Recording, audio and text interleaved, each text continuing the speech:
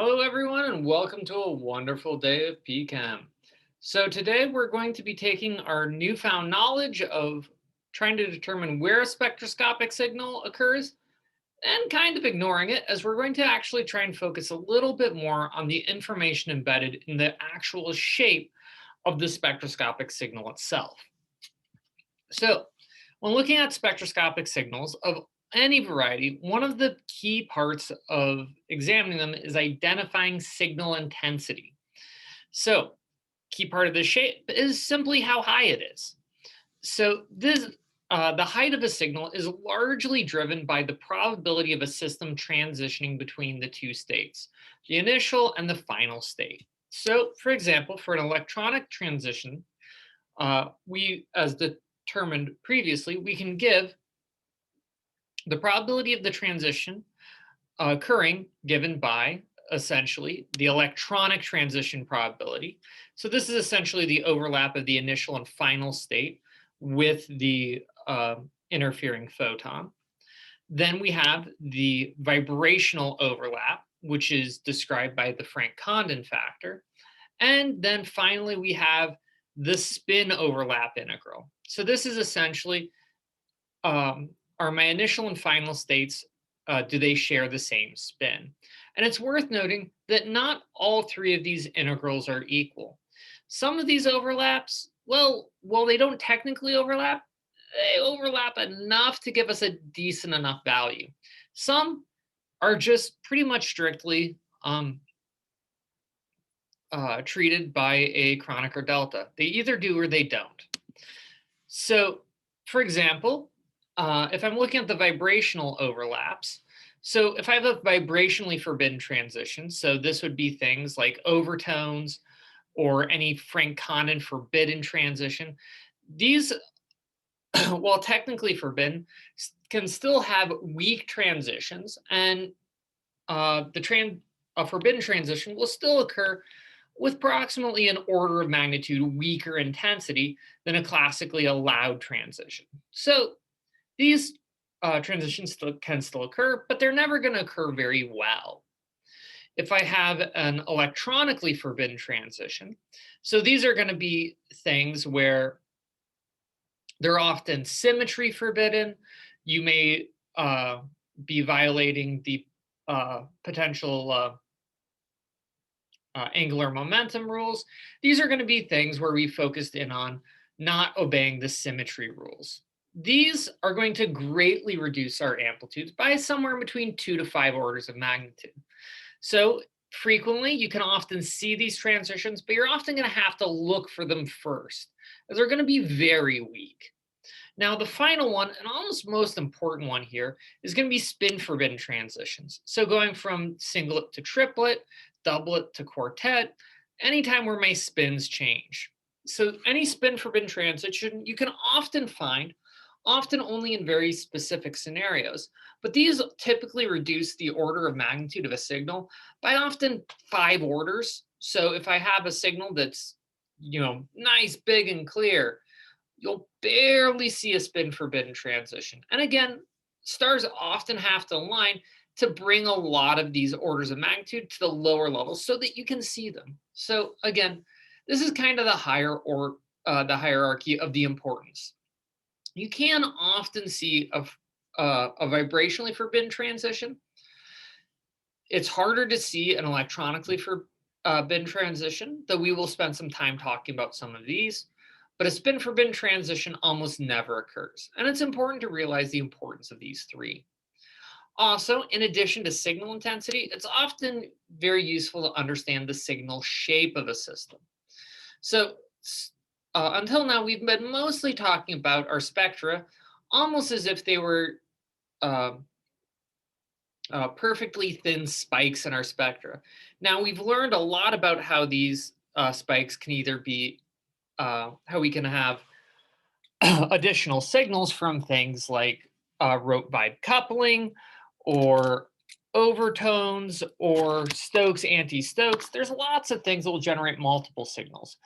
But as we've seen, the signals themselves aren't always perfectly narrow. So we're going to be talking about 2 major ways that signals can be broaden. Most of these are going to be focusing in on the simpler gas phase example. So one of the simplest approaches to signal broadening is simply realizing that, especially in a gas phase sample, my signals are likely moving at very high speeds. And as a result, turns out they're actually subject to Doppler shift. So if the object is going away, we'll see a longer wavelength than it's actually emitting. And so it will be broadened to higher wavelengths, lower frequencies. If the if the gas molecule is traveling towards me, I'm going to see it at a lower wavelength, higher frequency. And because I'm going to have a little bit of I'm going to have a little bit of a range of movement, I will simultaneously see a range of observed frequencies. And we can give these observed frequencies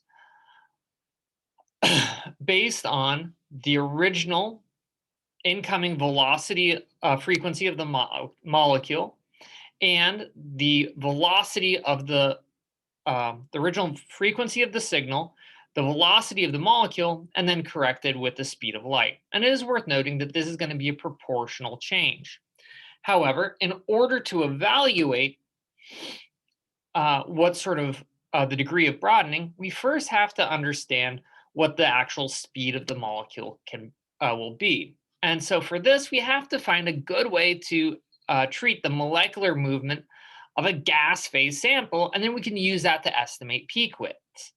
Well, thankfully, here we can turn to Boltzmann distributions of speed, and we can use this to calculate peak widths.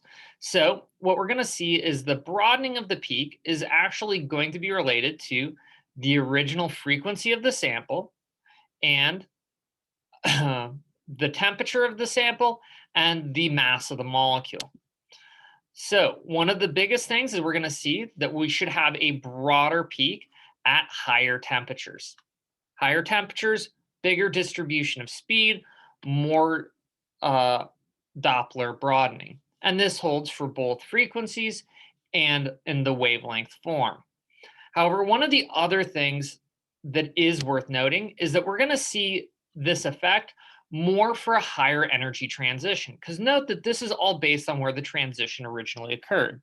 So as a proportion of the original signal, this will be equivalent whether I'm talking about a microwave signal, an infrared spectroscopy, or UV vis analysis. The actual frequency of the transition is the bit that's going to become the most important. But proportionally, all three of these types of spectroscopy will experience the same degree of Doppler broadening. Also, again, not all samples are going to be the same. We'll see a greater degree of broadening for lighter samples, because that way the temperature has more direct effect on the speed. However, it is worth noting that the movement of molecules isn't just going to influence the Doppler broadening, it's also going to tend to affect the molecular collisions. So one of the things to think about is each of these states that we're analyzing is in its own given molecular state. Well, these molecular states don't last forever. They're going to have a given set of lifetimes. And this is going to be most important for things like rotational motion, which have many different energy states that are very close together. And so one of the important things is that the uncertainty in the energy of a molecule can be given as essentially a relationship to to tau, which is the lifetime of a state. So the longer a state exists, the less uncertainty I have about what energy level it's present in. Now, this actually becomes quite important when I'm trying to figure out spectroscopic transitions, because the energy of the molecule is going to be related to the frequency at which it's going to give emission. Because if I have a different ground state, I'm going to have a different spectroscopic signal. And this will, again, give me a certain degree of uncertainty. So I'm going to see a certain degree of broadening based on the lifetime of the sample being analyzed. This will be most important for, again, more shortly lived species. Now, what we can do is make use of gas collision theory to estimate how long a sample will be in a given state. More or less, how long is it going to be exist in between collisions? So this can be given as 1 over the collision frequency, which which in itself can be given by the Boltzmann constant, the temperature of the system, the cross-sectional area. So this is the relative size of the sample, which is going to dictate how likely they're going to interact, the pressure of the sample, higher concentrations, more collisions, and the relative velocity, or how fast the molecules are moving with respect to each other. And again, the relative velocity is going to be controlled by the temperature of the sample and the reduced mass. Heavier molecules tend to move slower, lighter molecules move faster. Higher temps, faster movement, lower temps, slow and sluggish. Now, one of the things that's worth noting is that we see no dependency upon the original energy of the signal, or the original frequency at which we expect to see our sample. So as a result, lifetime broadening is pretty much going to have a fixed value. So it's going to have the largest effect on rotational transitions, as these are the most energetically closely packed together, have the lowest frequencies, and it's going to have very little effect, much less effect on vibrational transitions, almost no effect on electronic transitions.